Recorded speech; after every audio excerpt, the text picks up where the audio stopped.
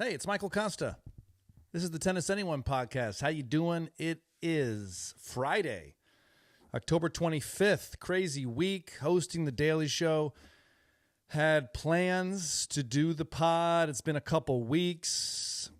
I was in Hawaii, amazing state. Can't believe it's part of the United States. Anyways, life is crazy. I just learned yesterday that in the stress of the election that irritable bowel syndrome goes up. Anything that is stress-related, an ailment, goes up. So during election cycles, people go to the bathroom more. I just thought of something else I want to talk about. The National Popular Vote Interstate Compact. Lots to talk about. Tennis isn't on the forefront of my brain, although my book is coming out.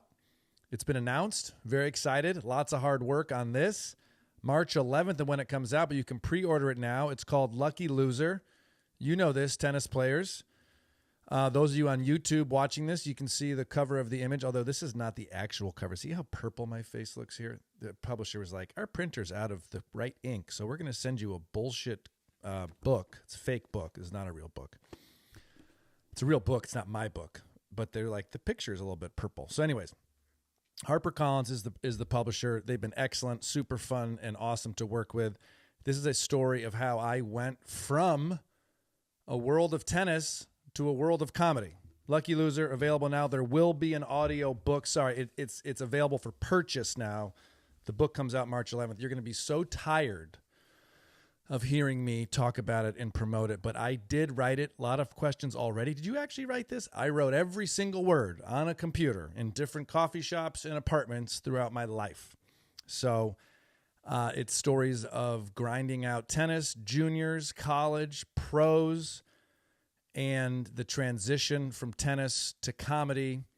It's fun, it's funny, it's dirty. I swear, there's sex in it. Whoop. There's tennis in it. There's comedy in it. There's tears. There's love. Speaking of love, today marks the 3rd anniversary of my father's death. Was it this day or this weekend? You know, it's always hard. What's the anniversary? When the body stopped, when the heart stopped beating, the stroke, all of it was this weekend in fall, in October, when a text message came in, a phone call came in, and he had collapsed from a stroke. So very much on my mind today, this weekend, always, but in particular these days. And also what's on my mind are those of you who have lost someone close to you, are dealing with family members that have gone through difficult things, stroke, heart attack, addiction, whatever it may be. You're not alone. Everybody will die eventually. Everyone you love will die eventually. This is not meant to be sad. It's meant to just ground you and remember this is a cycle of life. And may we hope that the people older than us die before we do, right? The order, the natural order, that's what we want. And I know there's people who listen to this podcast because you've reached out that have experienced the opposite of that. When people die who aren't supposed to, and they're still going on, and they're still smiling, and they're still hitting the balls, and they're still moving their feet, and they're still coming to comedy shows. And it is amazing that the heart keeps going, and life keeps going, and the sun is out. So much love to all of you. And if you still got your parents, give them a squeeze, give them a hug. I'm very happy that I get to spend this weekend with my mom. So that's good. So instead of focusing on what you don't have, let's focus on what we do have. And did my dad know I was writing a book? I think he might have known that. I think I might have told him I'm writing a book, but he didn't know it was going to be published. He didn't know that there was going to be a cover. He didn't know what it was going to be called. So these are some of the things that you go through. And I miss you, Dad. And that's it. That's all I had. Okay, bye, everybody. Just kidding. Other fun stuff. Voting. Right? Isn't it crazy, the stress and anxiety we feel over the amount of text messages you're getting, phone calls? So I sent in my ballot, and I have noticed I've gotten less texts and phone calls since I sent it in. So there might be some short reprieve if you vote early. Something to think about. You know what I was going to do today? I was going to come up with, that's what it was. What is it? I think everybody, maybe not everybody knows who I support politically, but I think I've been certainly very critical of Donald Trump. And one of the things we covered this week on the Daily Show was fascism and how that word gets thrown around so much. And what I want is I want to see characteristics of authoritarianism.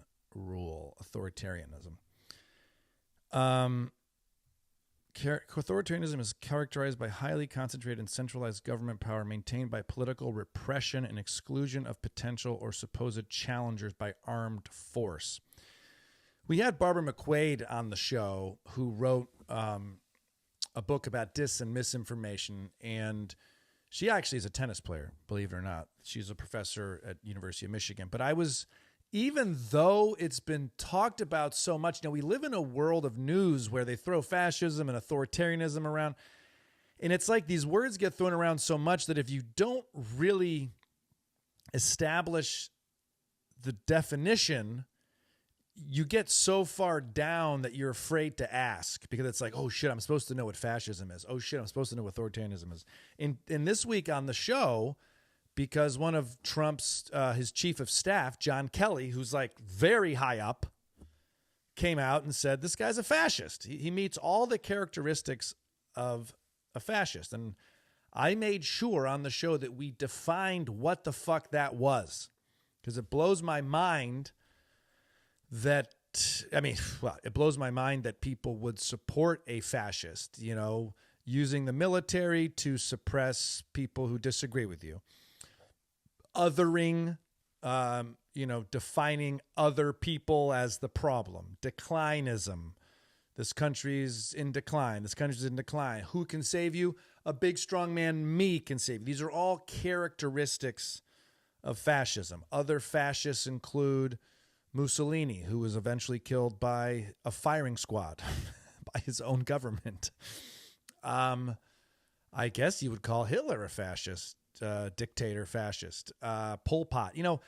It's not like there's wonderful happy endings for these types of people. And I'm not saying this stuff so people who are going to vote for Donald Trump and are listening to the Tennis Anyone podcast and watching on YouTube, I'm going to buy my book, Lucky Loser, so I can convince them otherwise. But I just think because I don't think I'm going to convince them otherwise, but I do think we do need to stop every once in a while and define these words, because we forget. Or we hear them so much that we don't realize the damage and that they're poisonous. We don't want this.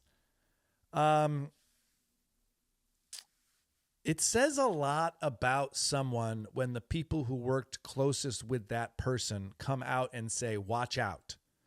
This person is not healthy or good. Let me give you a tennis example.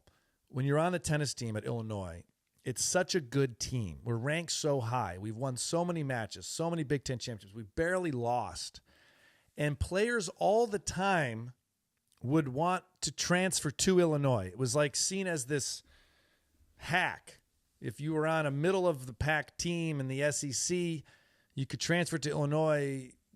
When I was playing, quote unquote, you could get a Big Ten championship ring. You'd be in the NCAA tournament every year. You'd be in contention, right?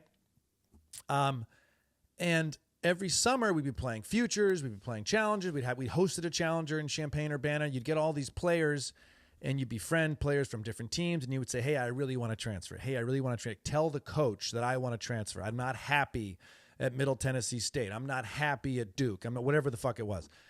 So then what you do, if you're a good coach, and this is what blows my mind when companies and coaches don't do this, is you say, okay, good tennis player, you would be of service and benefit to this team and company.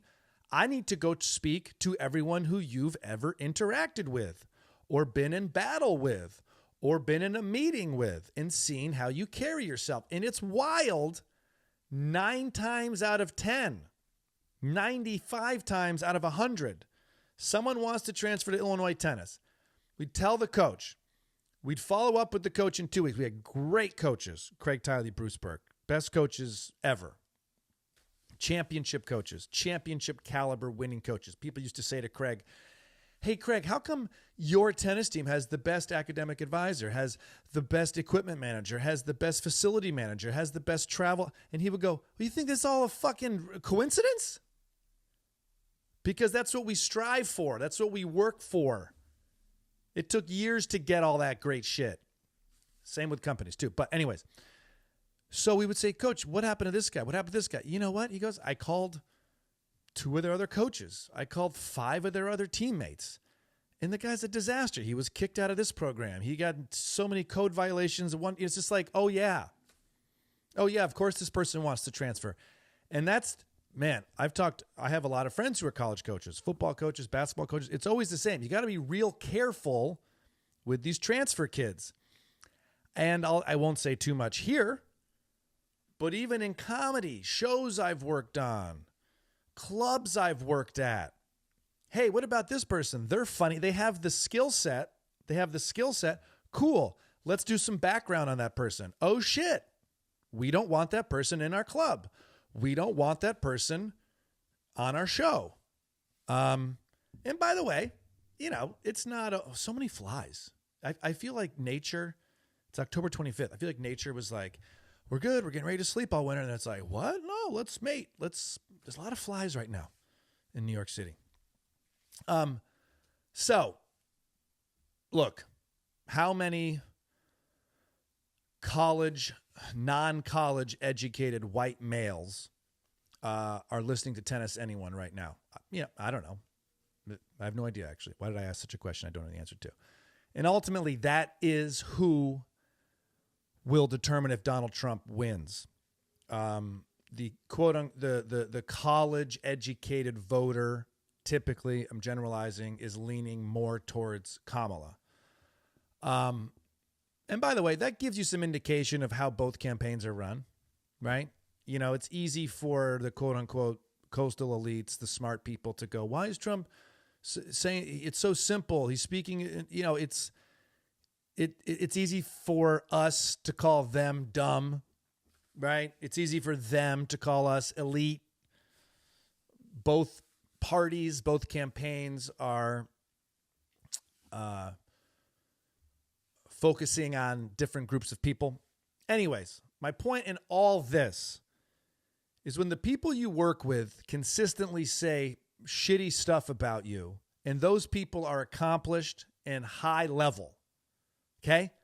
It's not like the guy who ran the phones at the White House said Trump's a dick or he's selfish or has a lot of the same characteristics of Adolf Hitler or whatever. It's John Kelly.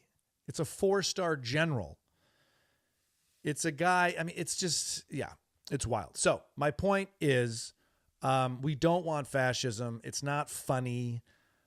We make jokes about it on the show. That's our job, to inform people through comedy. It's much easier to inform people if they're laughing than to shove it down their throat. But the podcast is where I get to shove it down your throat.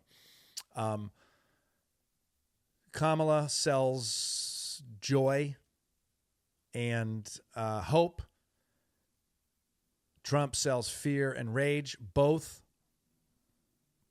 All 4 of those, hope, joy, fear, and rage, exist in all of us.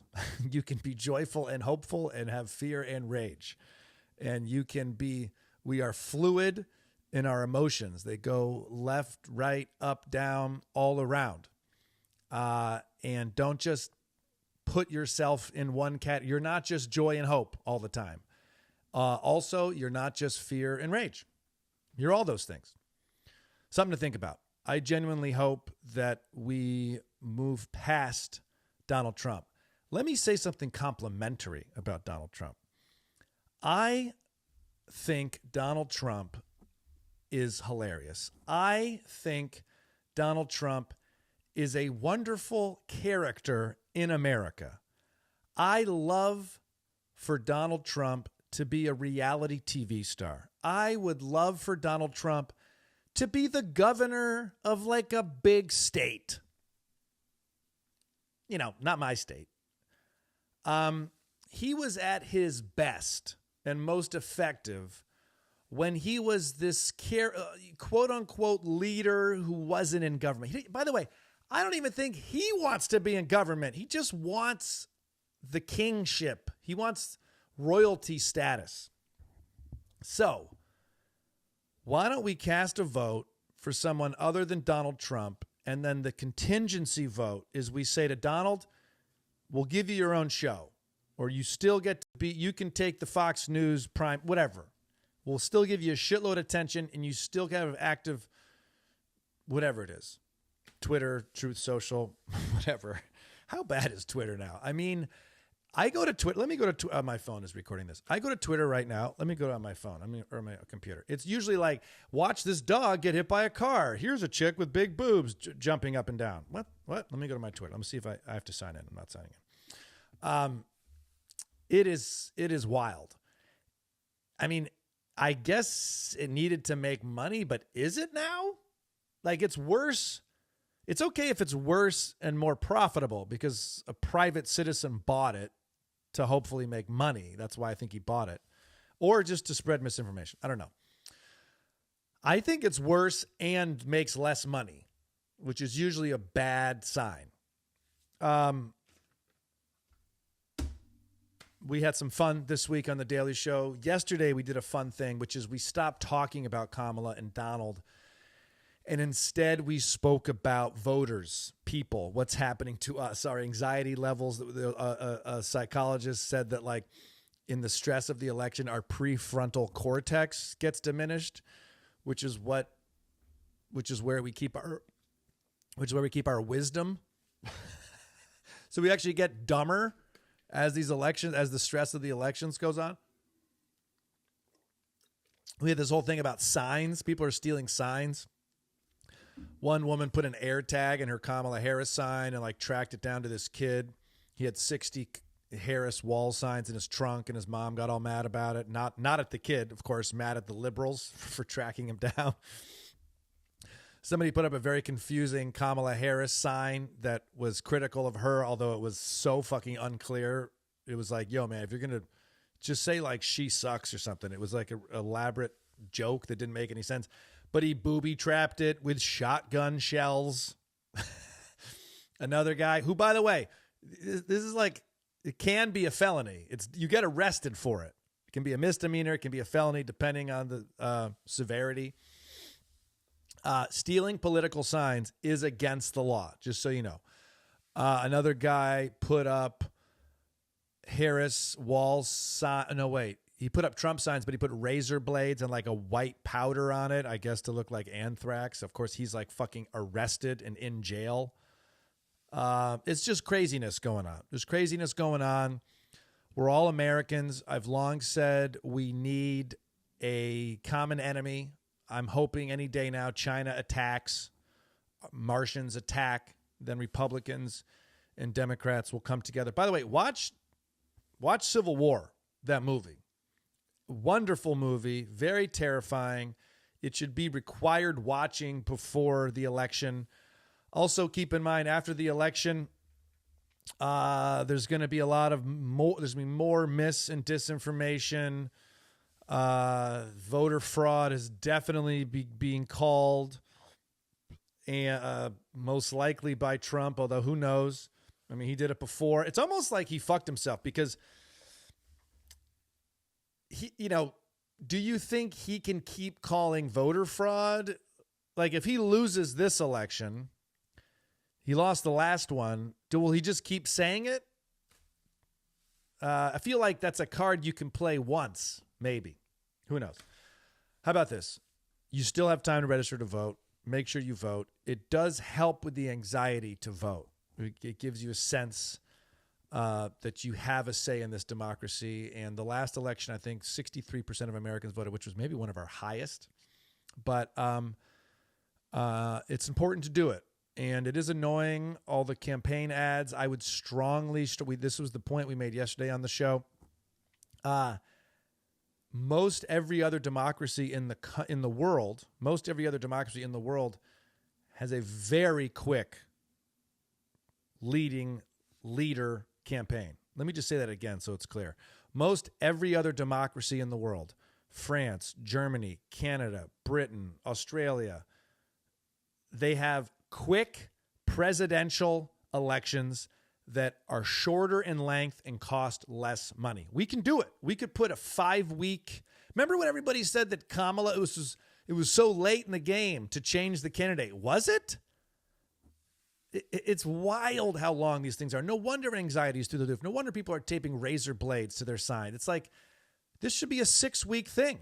And if we pass the National Popular Vote Interstate Compact, which is a contract between states that they will award their electoral votes to whoever wins the national popular vote, which, by the way, this is bipartisan.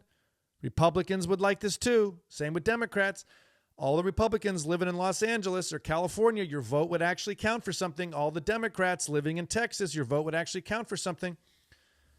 Check out the National Popular Vote Interstate Compact. I just did a 9-minute piece on it on The Daily Show. It's up on YouTube. We went to Michigan to try to pass it, but the Democrats there who have the governorship, the House, and the Senate didn't even fucking introduce it. Ridiculous. By the way, I can see my neighbor taking a shit right now. Dominic Thiem has retired. It's hard to not feel like a disappointment, but if you're Sasha Zverev, I bet you feel like Dominic Thiem's had a nice career, great career. I mean, where I really remember watching and loving Dominic Thiem wasn't that U.S. Open final against Sasha Zverev. Even he won 7-6 in the fifth with no audience in the heart of COVID. It was watching him play on red clay and pushing Nadal. It was 2 French Open finals, maybe. Dominic Thiem Wiki. I go to Wiki. I'm a Wiki guy. I even give him money. Dominic Thiem, 2 French Open finals, 2018, 2019, 1 final Australian Open 2020. And he won the U.S. Open 2020 as well. That was a good year for him, 2020. Who did he lose to in the final? He lost to Novak 6-4, 4-6, 2-6, 6-3, 6-4. So he was up 2 sets to 1 on Novak. Excellent player. Excellent career. Little bit of let's see how many titles he's won. 17 titles. 6'1". Austrian. Really says he's got $30 million here. He might have more than that. Wikipedia's not always up to date on that. Really fun to watch, but such a physical style. The backhand, wow. You wonder how long he could keep it up, and he couldn't keep it up very long, obviously. But congrats, Dominic Thiem. Jannik Sinner, by the way, finishes the year at world number 1 with so many goddamn points. Tournaments are going on. The next big tournament is Paris. We already had Rolex Shang. Yes, Rolex Paris Masters coming up in 3 days. So that's cool. But the rankings are interesting because Jannik Sinner has... Here we are. Let me just go. Scores, latest, tournaments, challengers, apps, rankings. Booyakasha. Jannik Sinner has 11,920 points. The next one down, Carlos Alcaraz, 7,000. He's got 4,000. He's got 5,000 more points than Carlos Alcaraz. Sinner, Alcaraz, Zverev, Djokovic, Medvedev, Fritz, Rublev, Ruud, Dimitrov, de Minaur. So Jannik Sinner finishes the year world number 1. Well deserved. What else was I going to talk to you about? I will be in Washington, D.C., November 23rd at the Kennedy Center. 2 shows. Get your tickets, michaelcosta.com. I will be in Minneapolis in December. I'll be Chicago in December. Those are selling well. Jump on them now, please. michaelcosta.com/tour, michaelcosta.com/tickets, michaelcosta.com/shows. They're all the same. And we have more dates coming. That reminds me, I got to call some people back and book some more shit. Book is coming out. Pre-order it now. Michael Costa. It's not on my website. It's on my Instagram. I got to put this on my website. That's one thing I got to do. Thank you. Good job, Michael. Lucky loser. This week's guest, Tuesday, Secretary of Energy, Jennifer Granholm, former governor of Michigan. Fun to chat with her. You know her. Born in Canada, so she can never run for president. Not that she would want to, but you hear her, you hang out with her, you say, wow, what a good energy. But, CNN talking head, governor for 2 terms in Michigan, ahead of the game on electric vehicles, renewable energy. Fun chatting with her. She's definitely been released by the Biden administration to go push Biden's accomplishments, and she's a good. The party's lucky to have Jennifer Granholm. Let's put it that way. Wednesday, David Hogg, Parkland shooting survivor. February 14th, 2018, Parkland, the school in Parkland. Deadliest shooting, school shooting, 17 dead, 17 injured. David Hogg and his sister huddled together during the shooting. David became a March for Our Lives gun control advocate. They got some real legislation passed in the state of Florida with a Republican governor, Republican House, Republican Senate. And as he said, we forced them to pass gun legislation. They're all Republicans. And guess what? They still got reelected. That's what this whole thing is about. They're worried about not having money or getting reelected. But if they pass legislation and then they get reelected, that's good. Great. That means people want it. It is wild because most Americans want tighter restrictions on guns. Please, Jesus Christ, have a backbone. Politicians. And he's also, what is it called? Leaders We Deserve is a PAC political action committee raising money to help under 30, very young people run for office. Great guy, been through a lot. Definitely a future leader, 24 years old. Great conversation, will blow you away if you complain about the youth. Talk to David Hogg, and you will see he's like, hey, the government's filled with all old crotchety people, so let's change who's in government. I fucking love it. Great job, David Hogg. Yesterday, Thursday, Fat Joe. You know Fat Joe. What's love got to do with it? He was on promoting an album that's coming out, also advocating for healthcare pricing transparency. You know when you go to a hospital, you don't ever fucking know what anything costs? He says like, yo, let's see how much shit costs. It's the only part of the economy where you don't know what something costs before you buy it. He didn't have the best answer when I was like, well, I don't really need to know because I go to the hospital and I have insurance and then it all just happens and then the insurer and the hospital fight it out with each other. But I think that's because I have good insurance. And what if you don't? I know for all types of hospital procedures, you get the bills. And for me, very rarely do you pay the bill, right? Because if you have insurance, but it'll be like pain management and it's $800, then you follow up on it. And that's like Advil. What the fuck is that? Look, I'm not trying to be critical of, power to the patients, which is what his movement is. Anything we can do to give more power to people in our healthcare system, which, by the way, if we could go back, Jesus Christ, would we not make this a for-profit system? I mean, it is a fucking disaster. As he said on the show, 100 million Americans are in debt or file bankruptcy because of healthcare costs. It's a fucking disaster. So thank you, Fat Joe. Thank you, David Hogg. Thank you, Secretary of Energy, Jennifer Granholm, who basically says, while the administration, Joe Biden, is still in office, take advantage of the tax credits for EVs and heat pumps. I would love to get a heat pump. Oh, I want a heat pump. They're cool. Look them up. Ladies and gentlemen, this is the Tennis Anyone podcast. Thank you for listening. Make sure you vote. Keep your anxieties low. Listen to and be kind to your neighbor. You don't have to vote the way they do. But remember, we're all in this together. We're all Americans. And this isn't the first time in American history that people have been mad at each other. Okay? It's going to keep happening. But kindness never gets old. Also, vote and make sure there's no fucking corrupt shit happening. Ladies and gentlemen, MichaelKosta.com. Pre-order Lucky Loser. It's funny. It's dirty. You're going to like it. I promise. You're going to hear a lot more from me on that. Thank you for listening. Game, set, match. Kosta.